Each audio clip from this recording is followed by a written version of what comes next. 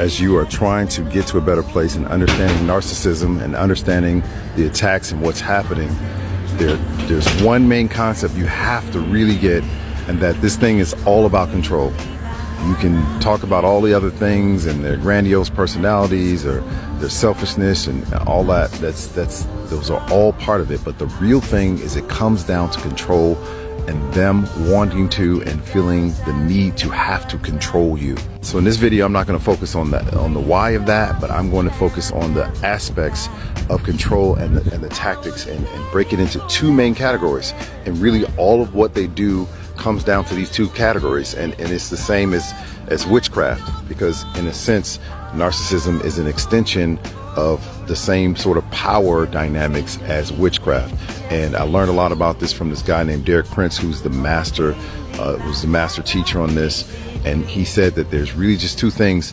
There's one, manipulation, and the other, intimidation. Manipulation and intimidation. So covert narcissists tend to deal more in the areas of manipulation.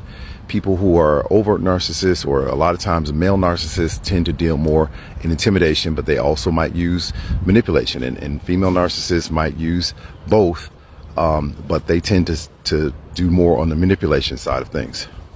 The biggest part of controlling someone is to be able to get that person to make decisions that are against their own best interests.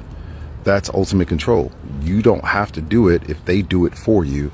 And it's like this house right here. If you can get someone to dig out their foundations and to put themselves in a bad place, it's not hard to tip them over. You don't even have to have that much intimidation if you can manipulate them and deceive them into doing things that are going to put them in harm's way.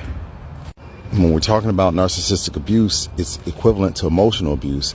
And so when we talk about intimidation, it doesn't necessarily mean physical intimidation. That can come with it, and some people use those tactics, but a lot of times these are mind games. So even the intimidation, it's a psychological sort of intimidation.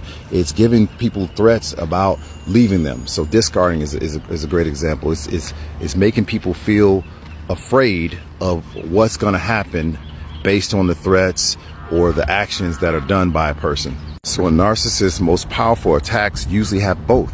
So they might intimidate you and threaten you and say, hey, if you don't do X or Y, or when you don't behave the way that they want, they're going to threaten you with this or that. But then they'll manipulate you to help you to think that that's going to be so terrible, that that's going to be the worst thing ever, and that you can't afford to let that happen. Like, share, subscribe. We're going to continue more on this one: intimidation, manipulation, and control tactics.